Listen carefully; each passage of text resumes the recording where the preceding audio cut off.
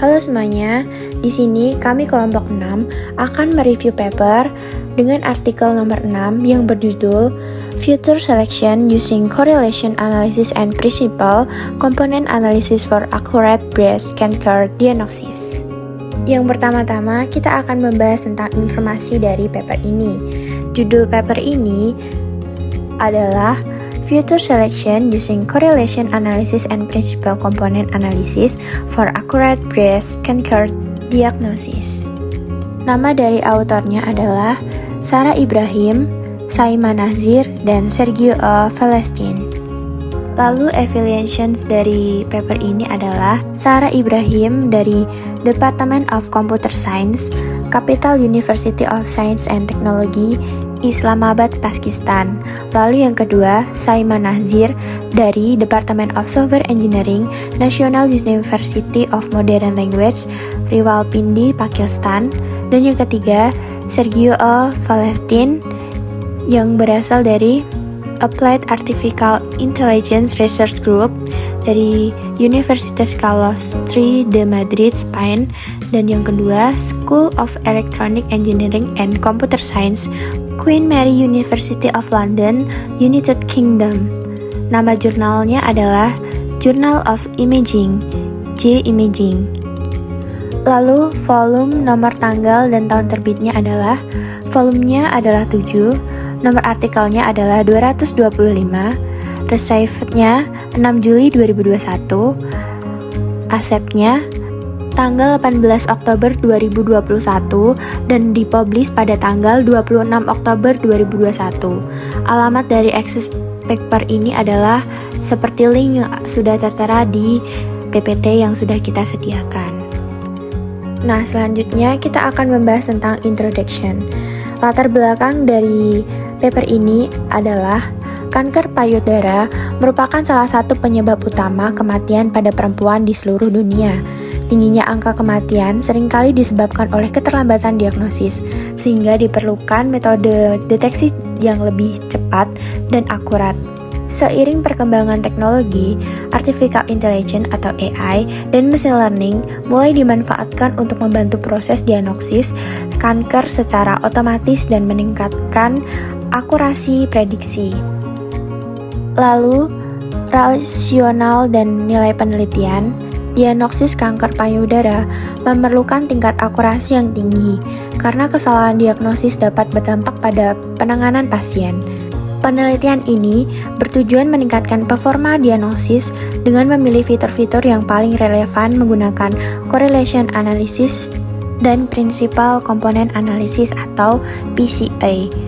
Kemudian mengombinasikannya dengan metode ensemble learning untuk menghasilkan klasifikasi yang lebih akurat.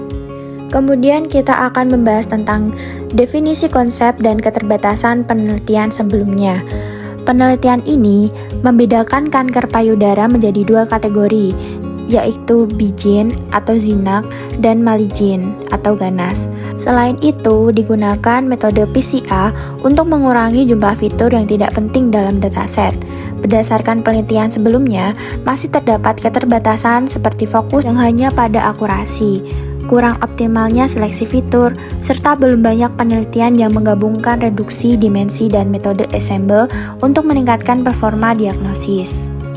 Selanjutnya, kita akan membahas tentang tujuan penelitian atau research aim and objective. Penelitian ini bertujuan mengembangkan model diagnosis kanker payudara yang lebih akurat dengan memanfaatkan teknik seleksi fitur dan algoritma machine learning. Secara khusus, penelitian ini berfokus pada pengurangan dimensi data, pemilihan fitur yang paling relevan, evaluasi berbagai algoritma klasifikasi, serta penerapan metode ensemble voting untuk meningkatkan akurasi, precision, dan recall dalam mendeteksi kanker payudara. Yang selanjutnya itu relate work. Nah, pada Reread Walk ini ada 6 poin utama yang akan kita bahas. Yang pertama, berbagai penelitian telah memanfaatkan mesin learning untuk diagnosis kanker payudara menggunakan dataset Wisconsin Breast Cancer Dataset atau WBCD. Yang kedua, metode yang sering digunakan meliputi support vector mesin atau SVM, logistic regression, naive-bayes decision tree, random forest, dan artificial neural network atau ANN. Yang ketiga, teknik feature selection and dimensionality reduction seperti PCA, LGA, CVS, and RVE diterapkan untuk mengurangi jumlah fitur dan meningkatkan performa model. Yang keempat, beberapa penelitian menunjukkan bahwa SVM dan logistic regression mampu memberikan akurasi tinggi sekitar kurang lebih 95% dalam klasifikasi kanker payudara. Yang kelima, pendekatan ensemble learning atau voting classifier menghasilkan performa yang lebih baik dibandingkan model tunggal dengan akurasi mencapai 99,42%. Namun, sebagian besar penelitian masih berfokus pada akurasi, sementara metrik lain seperti precision, recall, dan F1 score juga penting dalam diagnosis medis. Selanjutnya, metodologi itu dirancang untuk melakukan klasifikasi tumor kanker payudara dan dibagi menjadi kategori jinak dan ganas. Di sini secara sistematis ada 5 tahapannya. Yang pertama ada dataset, yaitu dari WBCD, dari UC, yang memuat 569 instan data dengan 32 atribut karakteristik inti sel. Data tersebut dibagi menjadi data training dan data testing dengan rasionya 70:30. Dan yang kedua ada pre-processing data. Di sini melibatkan pembersihan data, transformasi data, normalisasi data untuk menghindari masalah overfitting, galat ataupun noise. Yang ketiga ensemble learning. Jadi di sini digabungkan menggunakan metode klasifikasi berbasis voting, mencakup hard voting dan soft voting. Yang keempat ada pemilihan fitur dan reduksi dimensi. Itu di sini terdapat 2 skenario-nya. Ada yang pertama analisis korelasi dan PCA, itu metode pertama, dan yang kedua ada metode wrapper. Yang metode pertama itu menganalisis korelasi untuk membuang fitur yang memiliki korelasi terlampau tinggi satu sama lain. Terus diaplikasikannya untuk mereduksi dimensi ruang fitur menjadi komponen utama. Lalu di metode wrapper itu sebagai pembanding antara subset fitur dicari menggunakan algoritma pencarian yang mengoptimalkan pemilihan fitur secara langsung dengan algoritma klasifikasi. Namun metode wrapper itu diakui membutuhkan biaya komputasi dan waktu yang sangat tinggi. Dan algoritma yang kelima atau metodologi kelima itu algoritma klasifikasi. 7 algoritma mesin learning tunggal yang diimplementasikan itu ada logistic regression, SVM, KNN, SGD, naive-bayes, random forest, dan decision tree. Penyetelan hyperparameternya untuk memaksimalkan performa masing-masing model. Berdasarkan pengujian yang telah dilakukan, diperoleh hasil perbandingan dari penerapan metode analisis korelasi dan PCA serta analisis wrapper. Evaluasi ini diukur menggunakan 3 metrik utama. Pertama, akurasi untuk melihat seberapa tepat klasifikasi yang dilakukan oleh model secara keseluruhan. Kedua, precision untuk mengukur ketepatan prediksi positif model, yaitu dari seluruh pasien yang didiagnosis positif kanker oleh model, berapa banyak yang didiagnosisnya terbukti benar.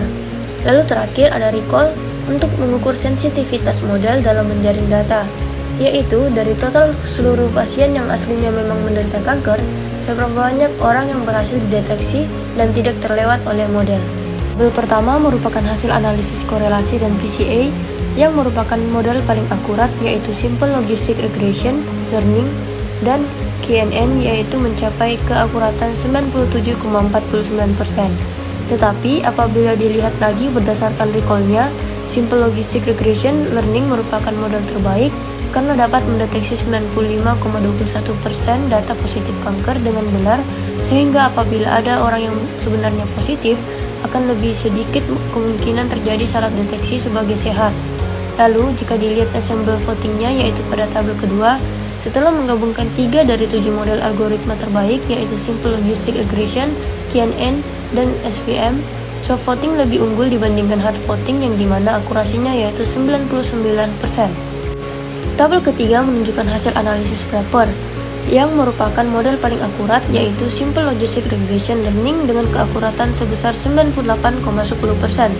Lalu, jika dilihat analisisnya berdasarkan ensemble votingnya yang dimana 3 dari 7 model terbaik diambil, soft voting unggul sebesar 0,30 dari hard voting dengan tingkat keakuratannya yaitu 97,70%.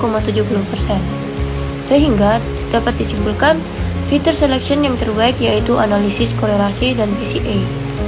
Kesimpulan dari penelitian ini yaitu penelitian ini berhasil membuktikan bahwa deteksi dini kanker payudara dapat dioptimalkan melalui metode soft voting ensemble yang menggabungkan 3 algoritma terbaik setelah melalui proses seleksi fitur berbasis korelasi dan PCA.